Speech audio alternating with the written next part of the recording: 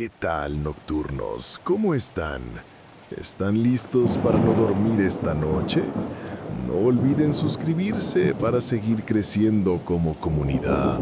Relato 1. La sombra de la carretera a Colotlán. Era mi segundo año en la estatal. Nos mandaron a patrullar la zona norte, cerca de la desviación hacia San Cristóbal de la Barranca. Eran como las 3 de la mañana y la neblina estaba tan densa que el cofre de la patrulla apenas se veía. Mi compañero, el Chapa, iba al volante cuando vimos a una mujer caminando a la orilla del asfalto. Llevaba un vestido blanco, pero no ese blanco de novia que cuentan en las leyendas, sino un blanco sucio, lleno de tierra roja de esa que hay por allá. Lo lógico era pararnos, podía ser una víctima de algún levantón o un accidente. En cuanto prendimos el buscador para iluminarla, la mujer no se volteó. Caminaba con una rigidez mecánica como si sus rodillas no doblaran.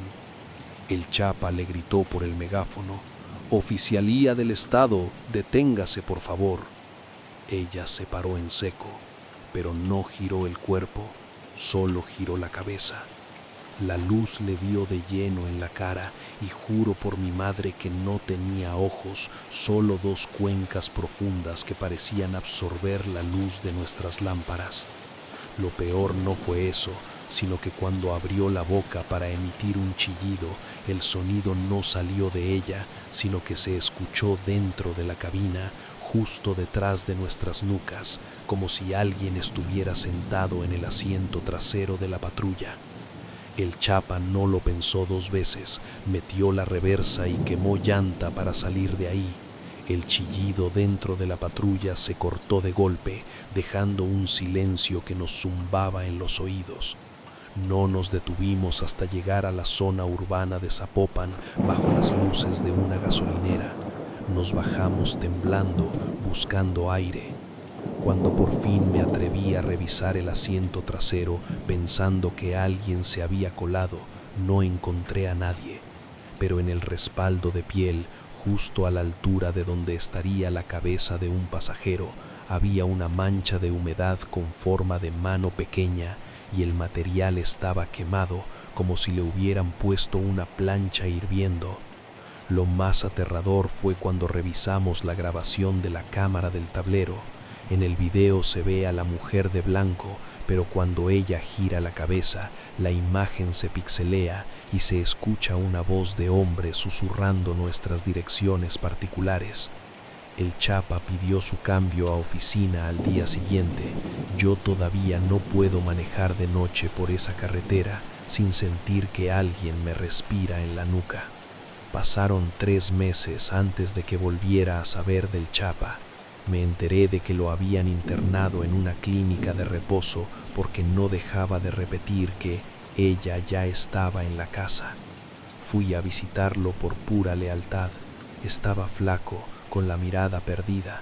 Me tomó del brazo y me susurró que la mujer de blanco no lo seguía a él, sino que nos había usado como un puente para entrar a la ciudad.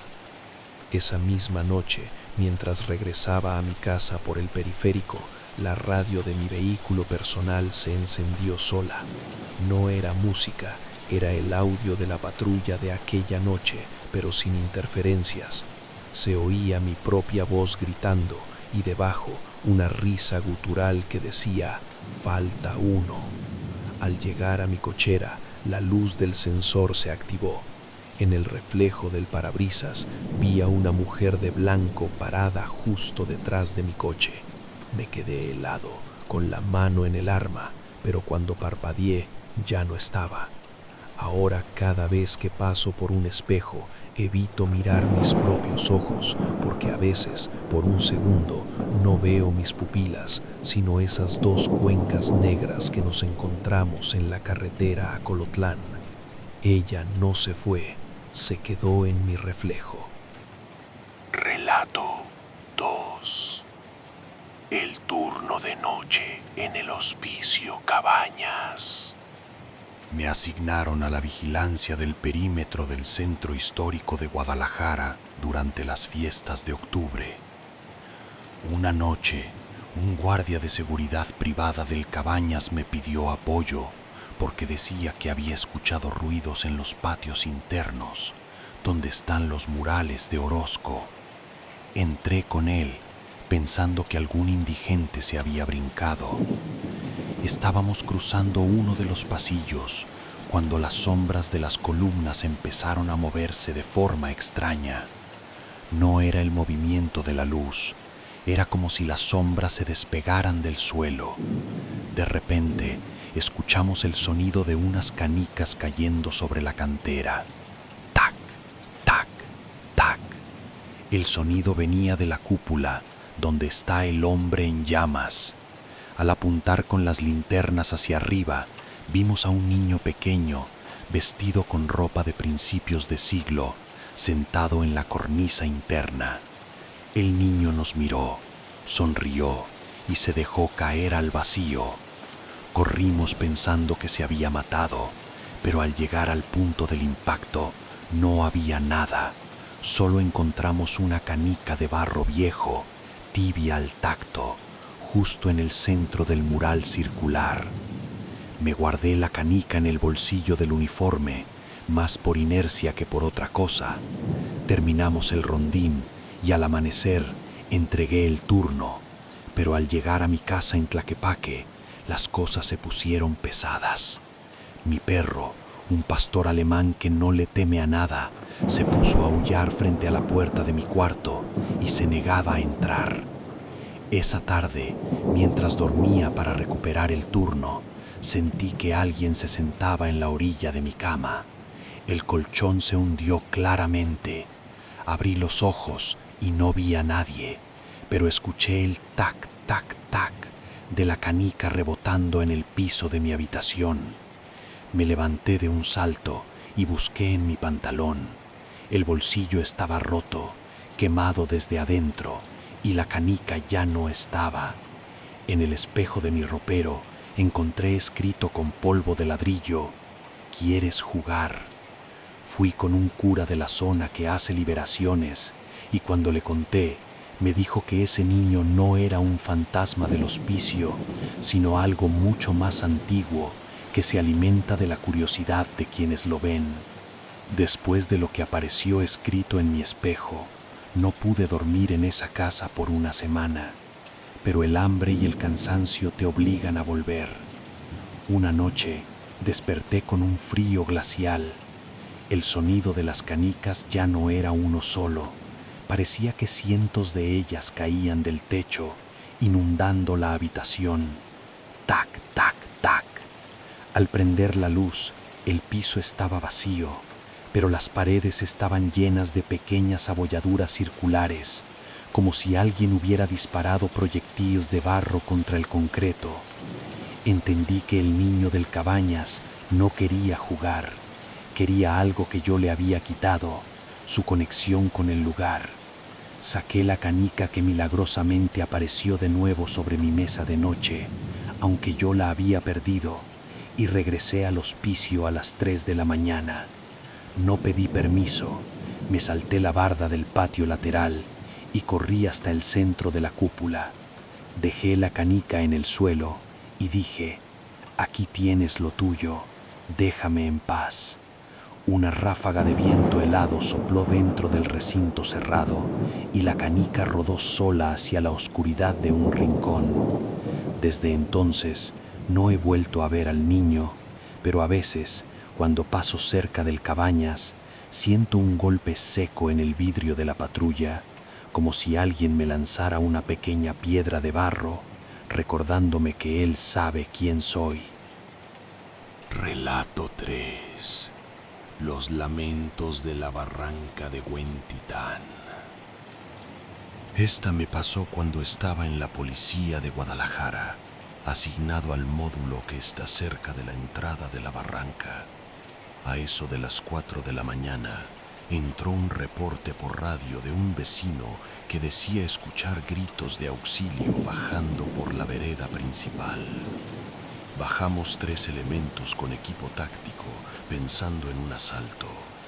A medida que bajábamos, los gritos se hacían más claros, pero ya no parecían de una persona.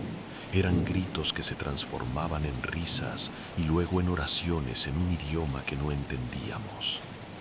Llegamos a un claro y vimos a un grupo de personas, o eso creímos, paradas en círculo. Lo extraño es que todos medían más de 2 metros y estaban cubiertos de plumas negras de la cabeza a los pies. No eran disfraces, las plumas nacían de su piel. Cuando nos vieron no corrieron, simplemente se desvanecieron como si fueran humo negro, dejando un olor a azufre y a carne podrida que se quedó pegado en nuestros uniformes por semanas.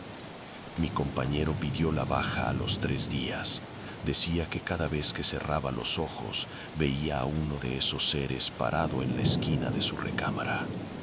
Después de que esos seres de plumas negras se desvanecieron, nos quedamos petrificados. El olor a azufre era tan fuerte que nos daban náuseas.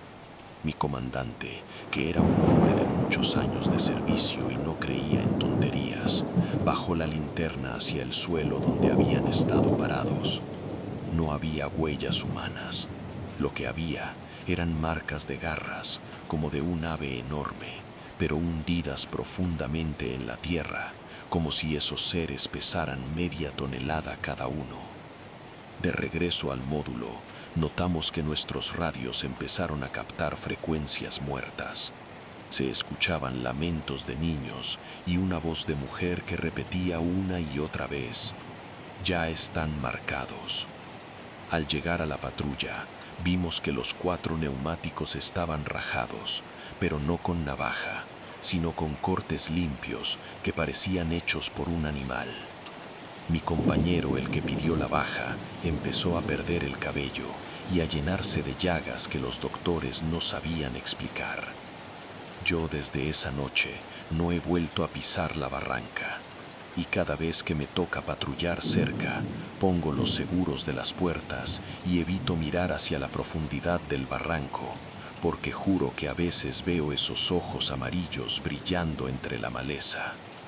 La historia de la barranca terminó de la forma más triste. Mi compañero, el que se llenó de llagas, falleció 6 meses después. Los médicos dijeron que fue una infección rara, pero el día del velorio, su viuda me llamó aparte. Me entregó una bolsa con algo que encontraron debajo de la cama del difunto. Era un nido hecho de cabello humano y plumas negras, las mismas que vimos aquella noche. El nido tenía en el centro una foto nuestra de la academia, pero mi cara estaba tachada con lo que parecía ser sangre seca. Entendí que esos seres no eran animales, ni siquiera demonios comunes. Eran los antiguos guardianes de la barranca, que no perdonan la intrusión de la ley de los hombres. Fui al borde del precipicio en el mirador de Huentitán y quemé esa bolsa con gasolina. Mientras el fuego consumía el nido, escuché un graznido ensordecedor que subió desde el fondo del cañón. Un grito de furia que hizo que las aves de los árboles cayeran muertas de impresión. Hoy sigo en la fuerza, pero cuando escucho un reporte que viene de la barranca de noche, simplemente apago el radio. Hay lugares donde la policía de Jalisco no tiene jurisdicción y hay sombras que es mejor dejar comiendo en la oscuridad. Estos hombres y mujeres de azul guardan secretos que nunca llegarán a los diarios.